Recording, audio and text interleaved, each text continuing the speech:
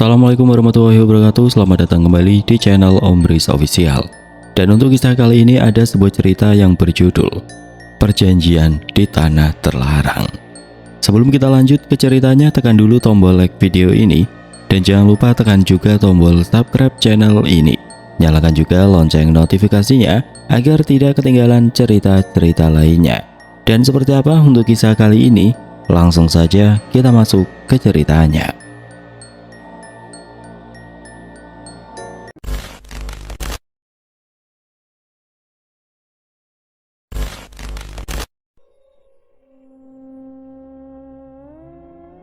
Terminal bis wilayah Tegal pada tahun 2010 bukanlah tempat yang ramah bagi mereka yang berhati lembut.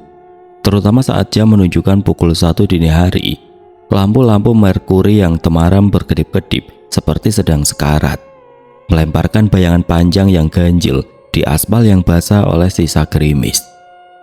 Baskoro, seorang pria parubaya yang wajahnya sudah dipahat oleh kerasnya jalanan, duduk di bangku kayu panjang yang catnya sudah mengelupas. Di tangannya sebatang rokok kretek menyala, asapnya menggulung-gulung tertiup angin malam yang membawa aroma solar dan bacin sampah.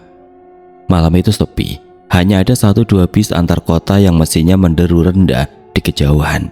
Saat itulah, Baskoro menyadari kehadiran sepasang suami istri yang duduk tidak jauh darinya. Mereka tidak terlihat seperti pemudik atau pedagang pasar. Sang suami yang kemudian dikenal sebagai Pak Danu mengenakan kemeja batik yang sudah kusam dan terlihat kebesaran di tubuhnya yang kurus. Istrinya Sari duduk bersandar pada sebuah tas jinjing besar dengan mata yang sembab dan pandangan kosong yang menusuk. "Mas, permisi." Suara Pak Danu terdengar serak, hampir seperti bisikan yang tertelan angin. Baskoro menoleh, menyesap rokoknya dalam-dalam sebelum menghembuskannya ke samping. "Iya Pak, ada yang bisa dibantu? Mau ke arah mana malam-malam begini?" Pak Danu tidak langsung menjawab. Ia meremas jemarinya sendiri hingga buku-buku jarinya memutih. Saya dengar dari orang-orang di warung kopi depan, Mas ini pernah mengantar orang ke selatan, ke arah pulau itu." Jantung Baskoro berdegup sedikit lebih kencang. Ia tahu persis apa yang dimaksud dengan selatan dan pulau itu, bukan sebagai turis, bukan pula sebagai pembesuk narapidana di lapas Nusa Kambangan yang tersohor, melainkan untuk urusan yang jauh lebih gelap. "Bisnis konveksi saya hancur Mas," lanjut Pak Danu tiba-tiba.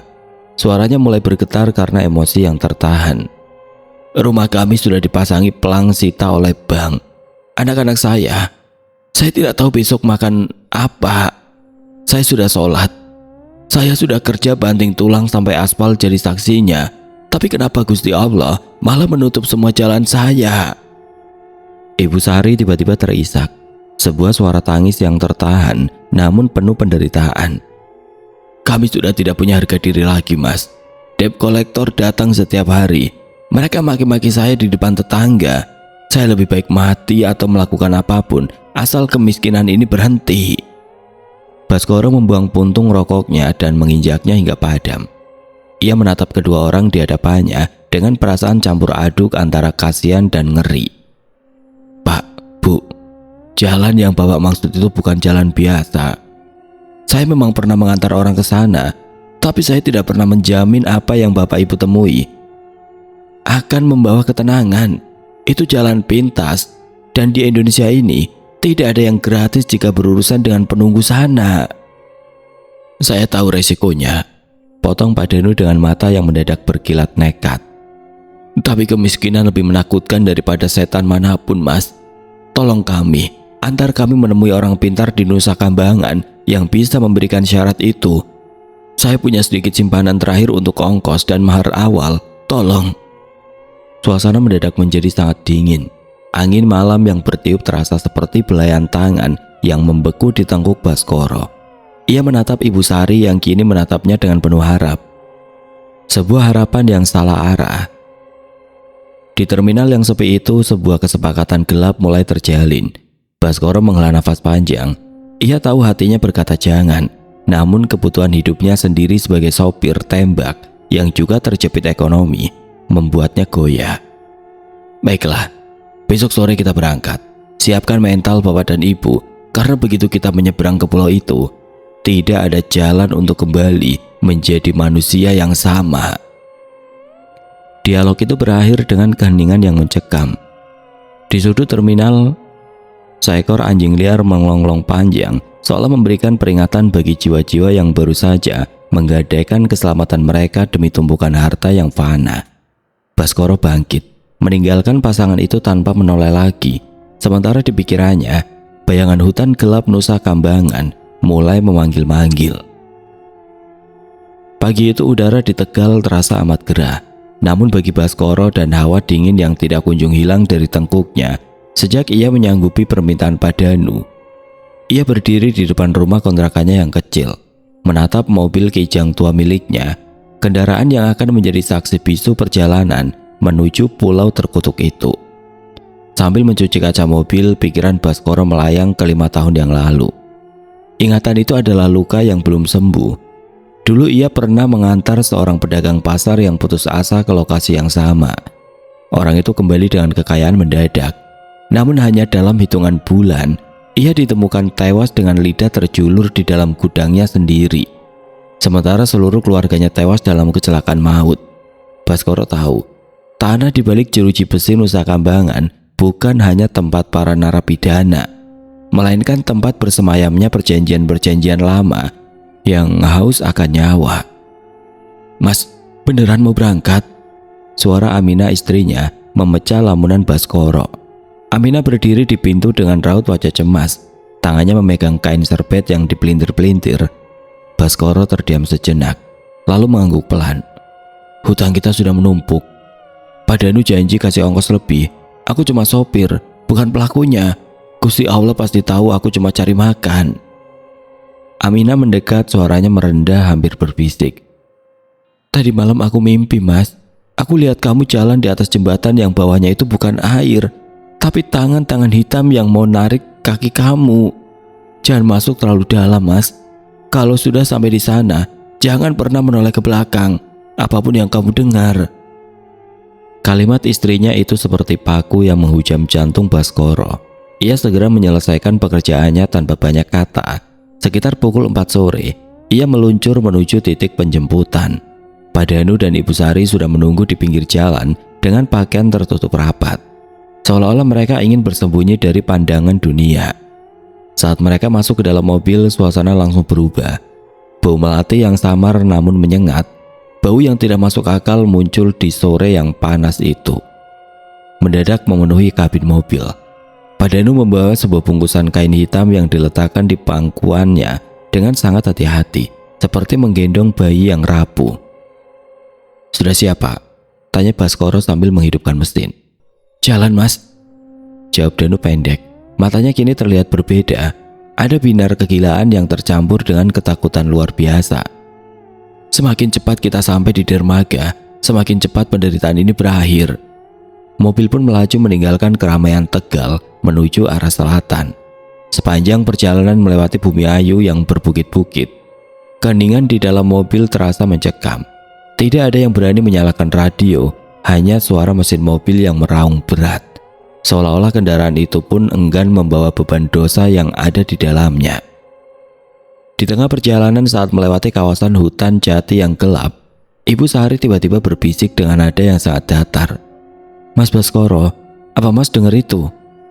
Baskoro mengernyit, telinganya menajam. "Dengar apa, Bu?" "Suara anak kecil di atap mobil kita. Dia tertawa," ucap Sari tanpa menoleh. Matanya terpaku pada kegelapan di balik jendela.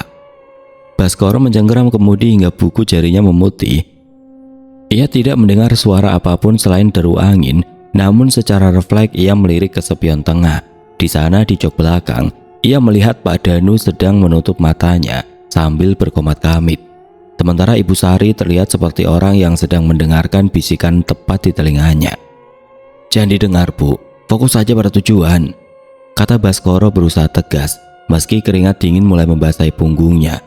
Ia tahu perjalanan ini baru saja dimulai, dan mereka yang tidak terlihat sudah mulai menyambut kedatangan tamu-tamu baru yang membawa keputusasaan sebagai persembahan.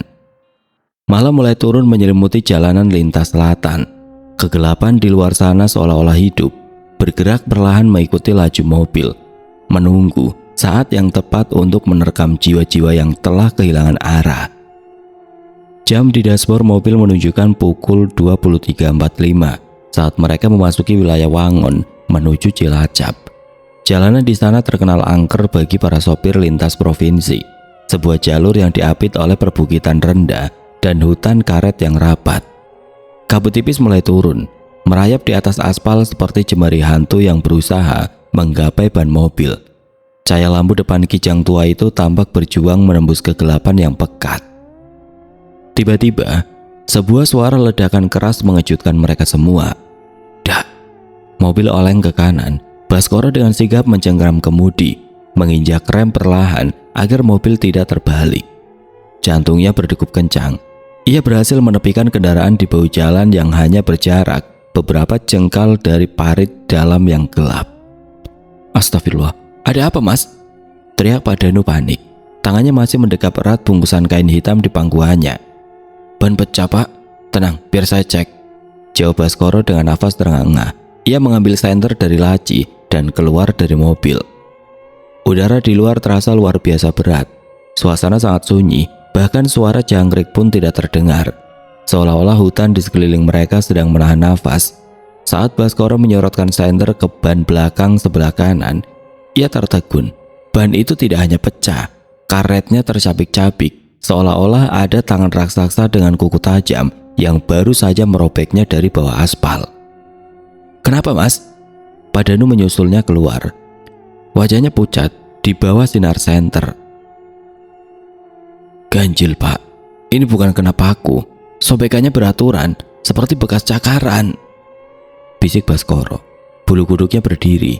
Ia segera mengambil ban serep dan kunci roda. Di tengah keheningan itu, ia merasa ada puluhan pasang mata yang mengawasi mereka dari balik kegelapan pohon karet. Baru saja Baskoro hendak memasang ban serep, Ibu Sari yang masih di dalam mobil tiba-tiba menjerit histeris. Ia memukul-mukul kaca jendela dari dalam dengan mata terbelalak. Jangan buka pintunya, mereka mau masuk, mereka mau ambil anakku, teriak Ibu Sari dengan suara yang melengking, namun terdengar seperti suara dua orang yang berbicara bersamaan. Pak Danu segera berlari menuju pintu mobil. Sari, sadar bu, ini bapak. Baskoro mempercepat gerakannya, keringat dingin mengucur deras di keningnya. Setelah ban terpasang, ia berteriak pada Danu. Masuk pak, sekarang. Mereka kembali melaju. Namun baru sekitar 50 meter berjalan, guncangan hebat kembali terasa. Dah, ban yang sama kembali hancur.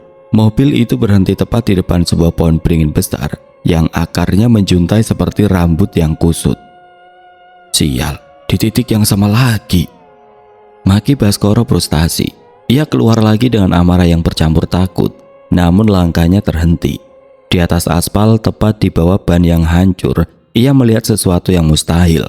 Tidak ada batu, tidak ada paku, yang ada hanyalah jejak tangan berlumpur yang tercetak jelas di permukaan jalan, mengarah tepat ke kolong mobil. Dari arah hutan terdengar suara tawa lirih. Suara perempuan yang sangat halus namun menyayat hati. Pak Danu berdiri mematung di samping pintu mobil. Tubuhnya bergetar. Mas Baskoro, bisik Pak Danu dengan suara yang nyaris hilang. Lihat di bawah pohon itu. Baskoro menolehkan senternya ke arah pohon beringin. Di sana di antara akar-akar yang menjuntai, duduk seorang wanita dengan pakaian lusuh yang sangat mirip dengan yang dikenakan Ibu Sari.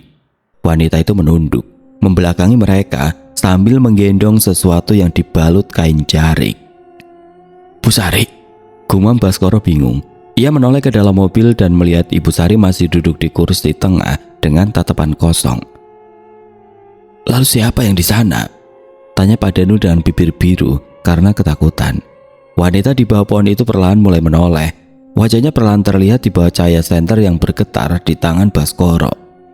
Wajah itu memang wajah Ibu Sari, tetapi kulitnya terlihat membusuk dan matanya hanya menyisakan lubang hitam yang dalam. Ia membuka mulutnya, dan alih-alih suara manusia, yang keluar adalah suara gesekan logam di atas aspal yang menjerit. Sing wis dicupuk, ora kena dibalik nih. Sudah pak, abaikan saja, masuk mobil. Baskoro menarik Pak Danu dengan paksa. Ia tidak peduli lagi dengan ban yang hancur.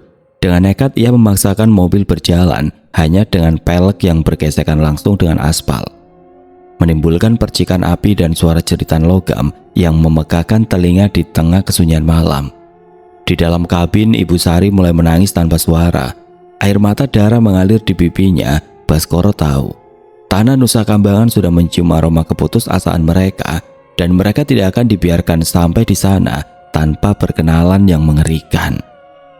Suara pelek mobil yang beradu langsung dengan aspal menimbulkan bunyi berdecit yang menyayat telinga, seperti suara ribuan kuku yang menggaruk papan tulis secara bersamaan. Baskoro tidak peduli, pikirannya hanya satu, menjauh dari pohon beringin itu. Namun di dalam mobil yang pengap itu, suasana justru semakin mencekam. Bau melati yang tadinya samar kini berganti menjadi bau amis darah yang sangat pekat, seolah-olah ada daging mentah yang diletakkan di bawah jok mobil. "Mas, berhenti sebentar," bisik Ibu Sari.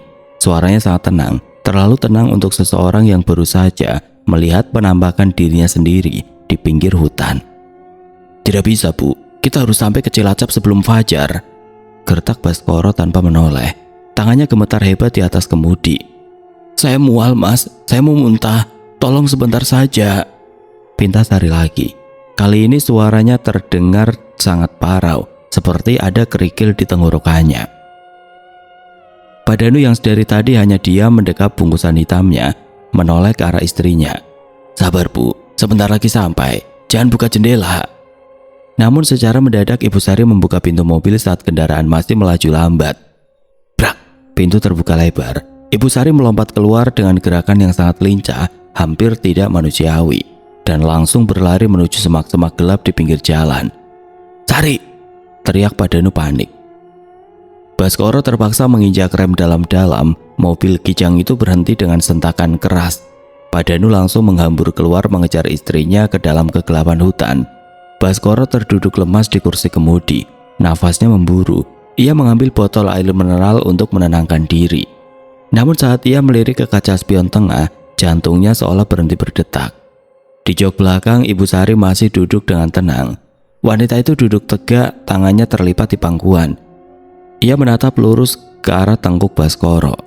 Wajahnya pucat pasi, namun bibirnya yang pucat itu melengkung, membentuk senyuman yang sangat lebar. Senyuman yang tidak mungkin dilakukan oleh manusia normal karena ujung bibirnya hampir menyentuh telinga. "Mas Baskoro, kenapa berhenti?"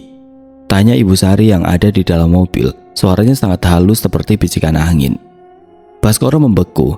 Keringat dingin mengucur deras hingga membasahi bajunya. "Lalu, siapa yang tadi melompat keluar dan dikejar Pak Danu?" Di luar sana dari kejauhan di dalam hutan terdengar teriakan Pak Danu yang memanggil-manggil nama istrinya. Suara itu terdengar penuh ketakutan. Baskoro berada dalam dilema yang mematikan. Keluar untuk menolong Pak Danu atau tetap di dalam mobil dengan sesuatu yang menyerupai Ibu Sari ini. Ibu, bukannya tadi keluar?" Suara Baskoro bergetar hebat. Ia tidak berani menoleh ke belakang. "Keluar? Saya di sini sejak tadi, Mas, menunggu janji Mas untuk mengantar kami ke tempat Bapak di pulau itu," jawab sosok itu. Perlahan sosok itu mulai merangkak maju, mendekatkan wajahnya ke samping telinga Baskoro. Baskoro bisa mencium bau nafasnya yang busuk, seperti bau bangkai tikus yang sudah berhari-hari. Tiba-tiba kaca jendela depan diketuk dengan keras dari luar. Baskoro tersentak dan melihat Pak Danu berdiri di luar sana dengan nafas tersengal-sengal. Ia menarik-narik gagang pintu yang terkunci. Di samping Pak Danu berdiri Ibu Sari yang asli. Wajahnya kotor oleh tanah, rambutnya acak-acakan, dan matanya merah karena menangis. "Baskoro, buka pintunya tolong. Sari tadi pingsan di semak-semak," teriak Pak Danu. Baskoro perlahan melirik kembali ke arah jok belakang melalui spion. Kosong. Sosok yang tadi tersenyum lebar itu hilang tanpa bekas, menyisakan genangan cairan kental berwarna hitam di atas jok mobil. Dengan tangan yang masih gemetar, Baskoro membuka kunci pintu. Pak Danu membantu Ibu Sari masuk ke dalam. Begitu pintu tertutup, Ibu Sari yang asli langsung menggenggam tangan Baskoro. Tangannya terasa sangat dingin, sedingin es. "Mas, jangan percaya dengan apa yang kamu lihat setelah ini," bisik Ibu Sari yang asli. Suaranya serak dan penuh keputusasaan. Dia sudah mengikuti kita. Dia minta bagian. Siapa, Bu? Tanya Baskoro lirih. Ibu Sari hanya menunjuk ke arah cermin spion luar. Baskoro melihat ke sana. Di tengah jalanan yang gelap di belakang mereka, berdiri sosok wanita dengan dua wajah. Satu wajah menghadap ke depan dan satu lagi menghadap ke belakang. Salah satu wajahnya adalah wajah Ibu Sari dan wajah yang lain adalah wajah hancur yang tadi dilihat Baskoro di bawah pohon beringin. Itu adalah syarat yang minta dijemput, gumam Pak Danu dengan nada yang mendadak dingin, seolah-olah ia sudah kehilangan akal sehatnya. Jalan Baskoro, jangan berhenti lagi, kita sudah hampir sampai di gerbangnya. Baskoro menginjak gas tanpa memperdulikan ban atau peleknya lagi. Ia menyadari satu hal yang mengerikan. Perjanjian ini bukan lagi soal uang 15 juta atau membantu orang susah. Mereka sedang membawa sesuatu menuju tempat asalnya, dan ia adalah sopir yang mengantarkan petaka itu masuk ke dunia manusia. Kabut tebal menyelimuti perairan segera anakan saat mobil kijang yang ringsek itu tiba di sebuah tepian dermaga tikus di sudut terpencil Cilacap. Jam menunjukkan pukul 2 dini hari. Bau garam laut bercampur dengan aroma tanah basah dan sesuatu yang amis. Bukan amis ikan, melainkan amis darah yang mengental. Di sana sebuah perahu kayu kecil sudah menunggu, bergoyang pelan dihantam ombak kecil yang tampak hitam pekat seperti tinta. Baskoro mematikan mesin. Keheningan mendadak menyergap, hanya menyisakan suara deru nafas Pak Danu yang memburu. Kita sampai. Suaranya terdengar asing di telinganya sendiri. Dari kegelapan di ujung dermaga muncul seorang pria tua dengan caping menutupi wajahnya. Ia memegang sebuah lampion minyak yang apinya berwarna kemerahan. Namanya Mbak Gembong, sang perantara. Ia tidak menyapa, hanya menatap mereka dengan satu mata yang tersisa. Mata satunya lagi tertutup selaput putih yang mengerikan. Bawa sesajennya, pulau sudah lapar. Suara Mbak Gembong berat dan parau seperti gesekan dua batu nisan. Mereka turun dari mobil. Pak Danu memeluk erat bungkusan hitam berisi mahar 25 juta dan perlengkapan ritual lainnya.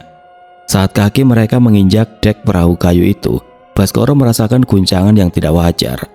Air di bawah perahu itu seolah-olah mendidih meski suhunya sangat dingin. Mas, saya takut, bisik Ibu Sari. Ia mencengkeram lengan baju Baskoro. Matanya terus menatap ke arah tengah laut, ke arah bayangan hitam besar yang menjulang di kegelapan. Pulau Nusa Kambangan.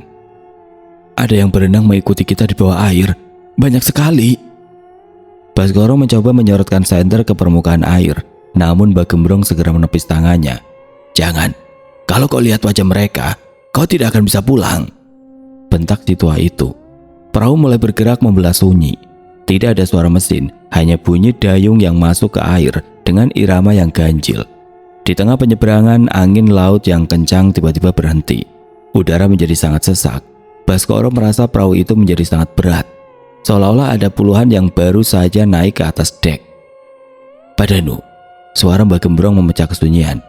Ingat, begitu kakimu menginjakkan tanah Sodong, jangan pernah menyebut nama Tuhan. Di sini penguasanya berbeda. Kau datang untuk meminta, maka kau harus tunduk. Pak Danu hanya mengangguk kaku. Wajahnya kini tampak lebih tua 10 tahun. Begitu perahu merapat di sebuah pantai tersembunyi yang penuh dengan karang tajam, suasana berubah menjadi sangat wingit. Pohon-pohon besar dengan akar yang menjuntai tampak seperti raksasa yang sedang membungkuk. Mereka berjalan menyusuri jalan setapak yang sempit menuju sebuah goa di balik bukit. Di depan mulut goa, bau kemenyan yang sangat tajam menyengat hidung. Ada beberapa sesajen berupa kepala kambing hitam yang sudah dikerubungi lalat. Meski dagingnya tampak masih segar, di dalam goa yang remang-remang itu duduk seorang pria dengan pakaian serba hitam. Sang Kuncen. Kalian membawa apa yang diminta? Tanya Sang Kuncen tanpa membuka mata. Pak Danu maju, meletakkan bungkusan hitam itu. Saya membawa mahar dan nyawa yang saya pertaruhkan. Saya ingin hidup saya kembali. Saya ingin kekayaan yang tidak ada habis-habis. Sang Kuncen tertawa kecil, sebuah tawa yang membuat bulu kuduk Baskoro berdiri tegak. Kekayaan itu mudah, tapi ingat, di pulau ini uang tidak tumbuh dari tanah. Ia tumbuh dari air mata dan darah yang kau tanam sendiri. Kau siap membayar harganya nanti? Siap. jawab Danu yang tanpa ragu, didorong oleh ketamakan yang sudah membutakan nuraninya. Ibu Sari tiba-tiba terjatuh bersimpuh, tubuhnya bergetar hebat, mulutnya mulai mengeluarkan busa putih, dan matanya melotot ke atas hingga hanya terlihat bagian putihnya saja. Ruangan gua itu mendadak dipenuhi oleh suara tangisan bayi yang menyayat hati, padahal tidak ada siapapun di sana selain mereka. Baskoro ingin lari, namun kakinya terasa seperti terpaku di lantai goa. Ia melihat bayangan-bayangan hitam mulai keluar dari dinding goa, merayap menuju Ibu Sari yang sedang menjerit tanpa suara. Di titik ini Baskoro sadar, mereka tidak hanya menyeberangi laut, mereka baru saja menyeberangi batas antara dunia manusia dan neraka yang nyata di tanah Jawa. Udara di dalam goa Sodong terasa begitu padat, seolah-olah oksigen telah digantikan oleh asap kemenyan yang menyesakkan dada. Cahaya dari lampion bagembong bergoyang liar menciptakan bayangan-bayangan raksasa di dinding goa yang basah.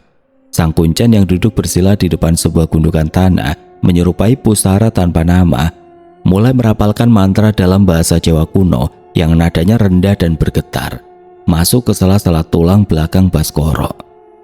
"Niatmu sudah diterima oleh yang menunggu di sini," bisik Sang Kuncen. Matanya masih terpejam, namun tangannya mulai bergerak gemetar di atas hamparan kain kafan yang menampung mahar Pak Danu. Tiba-tiba Ibu Sari yang tadinya bersimpul lemas mendadak bangkit dengan gerakan patah-patah seperti boneka kayu yang ditarik senarnya.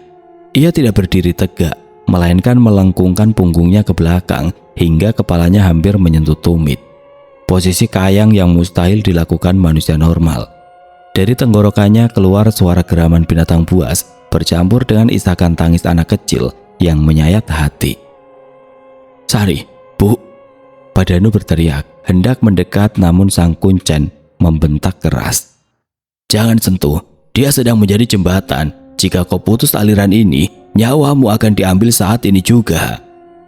Baskoro menyaksikan dengan kengerian yang murni. Ibu Sari mulai berbicara, namun suaranya bukan lagi suaranya. Ada 3 lapis suara yang keluar bersamaan. Suara seorang kakek tua, suara perempuan yang tertawa melengking, dan suara berat yang sangat menggetarkan lantai gua. "Kowe njaluk dunyo, kowe njaluk mulya, tak wenehi. Tapi elingo, dunyo iki dudu duwekmu. Iki utangan sing kudu dibayar nganggo getih." Pak Danu bersujud, wajahnya mencium tanah yang kelembab. "Saya sanggup, Mbah. Apapun, tolong kembalikan martabat saya." Suasana menjadi sangat kacau. Angin kencang mendadak bertiup di dalam goa yang tertutup itu, memadamkan lampion. Dalam kegelapan total, Baskoro mendengar suara sesuatu yang berat diseret di atas tanah. Suara itu datang dari sudut goa yang paling gelap, tempat yang bahkan cahaya senter pun seolah tertelan. Saat lampion kembali menyala karena hembusan nafas Sang Kuncen, di depan Pak Danu sudah tergeletak 3 karung goni besar. Karung-karung itu tampak penuh, ikatannya kuat dengan tali ijuk yang kasar. Bau tanah, kuburan yang sangat kuat menyerbak dari karung itu, menyengat hingga membuat Baskoro ingin muntah. "Buka," perintah Sang Kuncen singkat. Dengan tangan gemetar Pak Danu merobek ikatan salah satu karung. Baskoro ikut mengintip dari balik bahu Pak Danu. Jantungnya hampir copot. Di dalam karung itu bukan berisi perhiasan atau emas, melainkan tumpukan uang kertas pecahan 100.000 dan 50.000 rupiah yang sangat banyak. Semuanya tampak asli, namun lembarannya terasa dingin dan sedikit lembab, seperti baru saja digali dari dalam liang lahat. Pak Danu tertawa, awalnya pelan, lalu berubah menjadi tawa histeris yang menggema di seluruh gua. Ia meraup uang itu, menciuminya tanpa peduli bau busuk yang menempel. Di sampingnya Ibu Sari jatuh pingsan, tubuhnya lunglai seperti pakaian basah yang dilempar. "Bawa pulang karung ini," kata Sang Kuncen dengan nada dingin yang mematikan. "Jangan pernah dibuka sampai kalian melewati pintu rumah. Dan ingat, setiap rupiah yang kau belanjakan adalah 1 detik dari sisa umur yang kau gadaikan. Pergilah sebelum fajar menyingsing. Karena jika matahari melihat kalian membawa barang ini di tanah, kalian akan menjadi bagian dari pulau ini selamanya." Baskoro segera membantu memanggul karung-karung itu. Beratnya tidak masuk akal. seolah-olah ia memanggul mayat manusia dewasa. Saat mereka berjalan kembali menuju perahu Mbak Gembong, Baskoro merasa ada ribuan mata yang menatap mereka dari balik pohon-pohon besar. Hutan itu tidak lagi sunyi, suara bisikan, tawa dan tangis bayi mengikuti langkah mereka. Pak Danu berjalan di depan dengan langkah mantap, seolah-olah beban di pundaknya adalah sayap yang akan membawanya terbang dari kemiskinan. Namun bagi Baskoro, ia melihat hal yang berbeda. Di bawah cahaya bulan yang pucat, ia melihat bayangan Pak Danu tidak lagi berbentuk manusia. Bayangan itu tinggi, besar, bertanduk, dan memegang leher Pak Danu dengan rantai yang tidak terlihat. Mereka telah berhasil membawa harta itu, namun mereka juga telah membawa sesuatu yang lain untuk pulang ke rumah. 6 bulan telah berlalu sejak malam jahanam di Nusa Kambangan. Kehidupan keluarga Pak Danu berubah total, persis seperti yang dijanjikan oleh kegelapan. Pabrik konveksinya di Tegal bangkit dari abu. Perasaan meluap dari seluruh penjuru negeri, dan sebuah rumah megah bergaya kolonial kini berdiri kokoh menggantikan gubuk lama mereka. Namun bagi Baskoro yang sesekali datang mengantar logistik ke pabrik, ada sesuatu yang salah dengan kemewahan itu. Rumah itu selalu terasa dingin meskipun matahari sedang terik, dan aroma melati yang menusuk hidung selalu tercium di setiap sudut ruangan, seolah mencoba menutupi bau lain yang lebih busuk. Puncaknya terjadi pada suatu Selasa siang yang kelabu. Adi, anak bungsu Pak Danu yang baru duduk di bangku kelas 3 SD, pulang sekolah dengan wajah pucat pasi. Ia masih mengenakan seragam putih merah yang bersih, namun langkahnya terseret-seret. "Bapak, Ibu, Adi ngantuk," bisik bocah itu saat memasuki ruang tamu. Ibu Sari yang sedang menghitung tumpukan uang di meja segera menghampiri. "Kamu sakit, Nak? Badanmu panas sekali," teriaknya panik saat menyentuh dahi anaknya. Suhu tubuh Adi bukan sekedar demam biasa, kulitnya terasa seperti besi panas yang baru diangkat dari perapian. Hanya dalam hitungan jam kondisi Adi memburuk secara tidak masuk akal. Di depan mata Baskoro yang saat itu kebetulan sedang bertamu, kulit bocah malang itu mulai melepuh.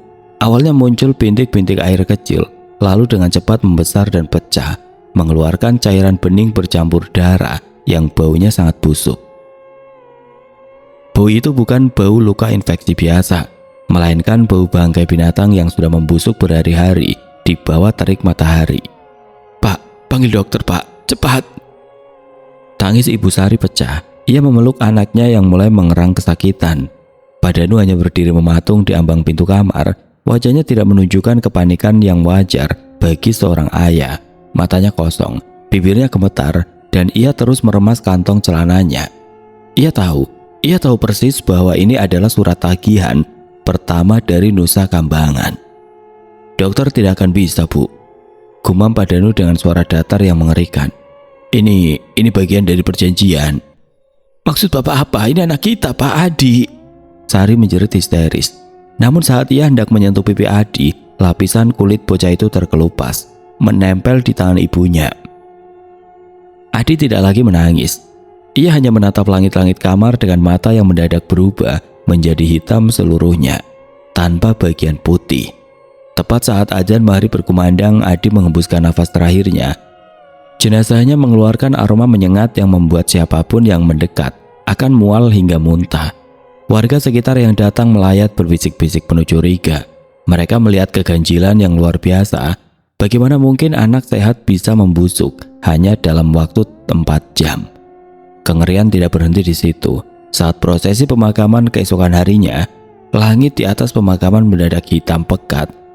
Padahal daerah lain di Tegal sedang cerah. Saat keranda dibuka dan jasad Adi hendak dimasukkan ke liang lahat, tanah kuburan itu tiba-tiba amblas ke dalam setengah meter. Air berwarna hitam pekat kental dan berbau amis mendadak keluar dari dasar liang lahat, seolah-olah bumi menolak untuk menerima jasad tersebut. "Astagfirullah, apa-apaan ini?" teriak Pak Kaum yang memimpin doa. Warga mulai mundur ketakutan. Baskoro yang ikut mengangkat keranda merasakan beban yang sangat berat, seolah ia memikul batu besar. Ia melihat Pak Danu berdiri di pojok pemakaman, tidak menangis, melainkan menatap ke arah pohon kamboja besar. Di sana Baskoro melihat bayangan hitam tinggi besar yang pernah ia lihat di Nusa Kambangan, sedang berdiri memegang pundak Pak Danu, seolah-olah sedang menagih janji lebih lanjut. "Maafkan Bapak, Nak," bisik Pak Danu lirih, namun matanya tetap tertuju pada tumpukan uang hayalan di kepalanya. Jenazah Adi akhirnya dimakamkan dengan susah payah di tengah genangan air hitam itu. Namun selama 7 malam setelah pemakaman, seluruh kampung dihantui oleh suara tangisan anak kecil dari arah rumah Pak Danu, dibarengi dengan suara seretan karung goni yang berat di tengah malam. Itulah saat pertama kali warga menyadari bahwa kekayaan Pak Danu tidak dibangun di atas kerja keras, melainkan di atas nisan anaknya sendiri. 6 tahun berlalu sejak tanah makam Adi amblas, dan dalam kurun waktu itu, nama Pak Danu telah melegenda di seluruh wilayah Tegal sebagai Raja Konveksi. Ia bukan lagi pria kuyu yang mengibar di terminal bis.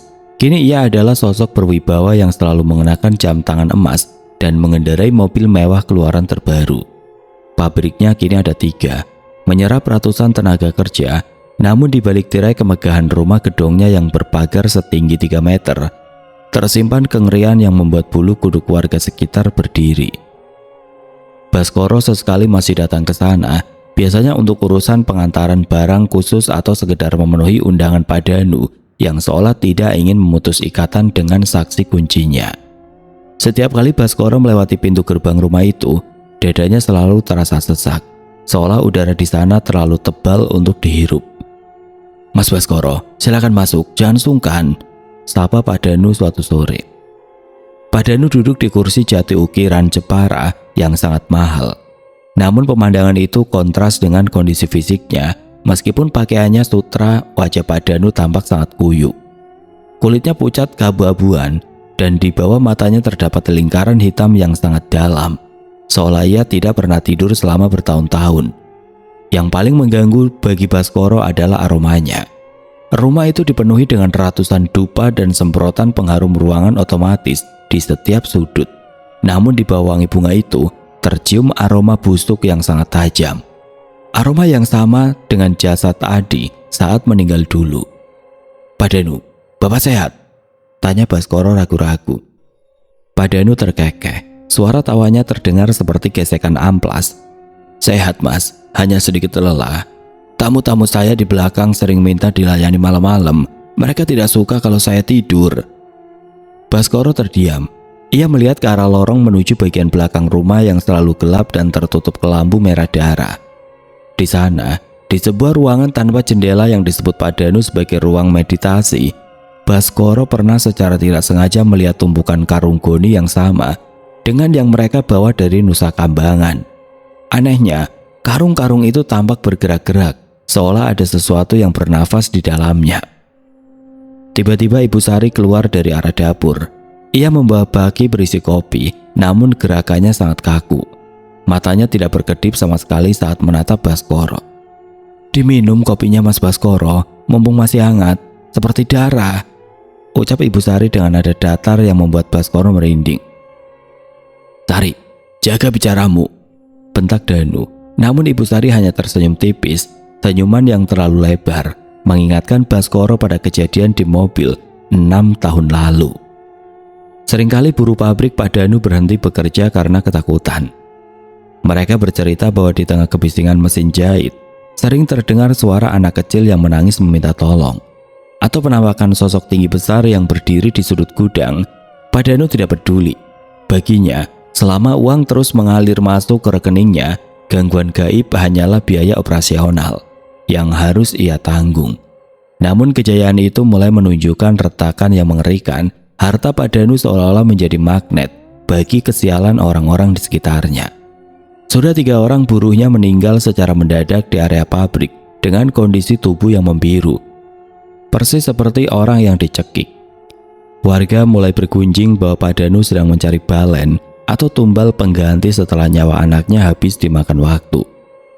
"Mas Baskoro," bisik Pak Danu saat Sari kembali ke dapur. "Tiap malam saya melihat Adi berdiri di kaki tempat tidur saya. Dia tidak bicara, dia hanya menunjuk ke arah perutnya yang bolong, lalu menunjuk ke arah berangkas uang saya. Saya takut, Mas. Saya ingin berhenti, tapi mereka bilang jika saya berhenti, Saya yang akan menjadi isinya. Baskoro menelan ludah. Ia melihat ke arah luar jendela, di mana mobil-mobil mewah terparkir rapi. Semua kemewahan ini ternyata hanyalah penjara berlapis emas. Pak Danu tidak lagi memiliki hartanya. Hartanya lah yang sekarang memiliki Pak Danu. Dan bau bangkai itu kini bukan lagi berasal dari rumah, tapi mulai keluar dari pori-pori kulit Pak Danu sendiri.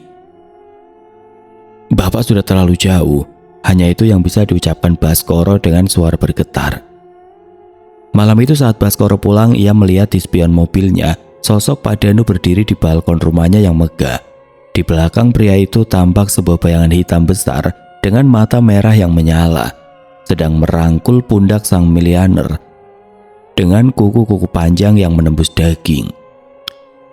Malam itu Tegal terasa sangat gerah, seolah-olah awan menahan semua panas bumi agar tidak naik ke langit. Tidak ada angin, bahkan daun pohon mangga di depan rumah Pak Danu tidak bergerak sedikit pun. Di dalam kamarnya Baskoro terbangun dengan keringat dingin yang membasahi bantalnya. Jam dinding menunjukkan pukul 2 dini hari. Perasaannya tidak enak. Sebuah kegelisahan purba yang sering muncul sesaat sebelum malapetaka besar terjadi. Tiba-tiba suara sirine pemadam kebakaran meraung-raung membelah sunyi. Baskoro berlari keluar rumah dan melihat langit di arah utara. Arah lokasi pabrik dan rumah megah Pak Danu berwarna oranye membara. Kebakaran! Rumah Pak Danu kebakaran! Teriak warga yang berlarian di jalan. Baskoro segera memacu mobilnya. Setibanya di sana, pemandangan yang ia lihat sangat mengerikan. Rumah gedongan itu sudah dikepung api yang sangat besar. Namun ada yang aneh dengan api tersebut. Warnanya bukan merah kekuningan seperti kebakaran biasa, melainkan biru keunguan dengan lidah api yang menjilat-jilat sangat tinggi. Seolah-olah api itu punya nyawa dan sengaja melahap setiap inci kemewahan bangunan itu. "Siram sebelah sana cepat!" teriak petugas pemadam kebakaran. Anehnya, setiap kali air disemprotkan ke arah api, air itu mendadak menguap sebelum menyentuh tembok. Dan api justru semakin membesar dengan suara menderu seperti suara tawa ribuan orang. Bau yang keluar dari kebakaran itu pun bukan bau kayu terbakar, melainkan bau daging busuk dan amis yang sangat menyengat, membuat para petugas dan warga harus menutupi hidung mereka rapat-rapat. Baskoro melihat Pak Danu berdiri di halaman rumah, hanya mengenakan sarung tanpa baju. Pria itu tidak berusaha menyelamatkan apapun. Ia hanya berdiri terpaku sambil menatap berangkas besarnya yang sedang dilelehkan oleh api biru.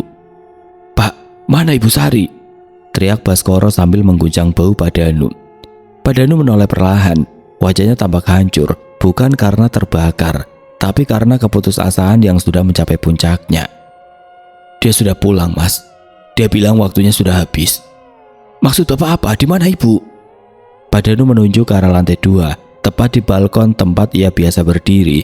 Di tengah kobaran api yang paling besar, Baskoro melihat Ibu Sari. Wanita itu berdiri dengan tenang, mengenakan kebaya hitam yang sering ia pakai saat ritual di Nusa Kambangan.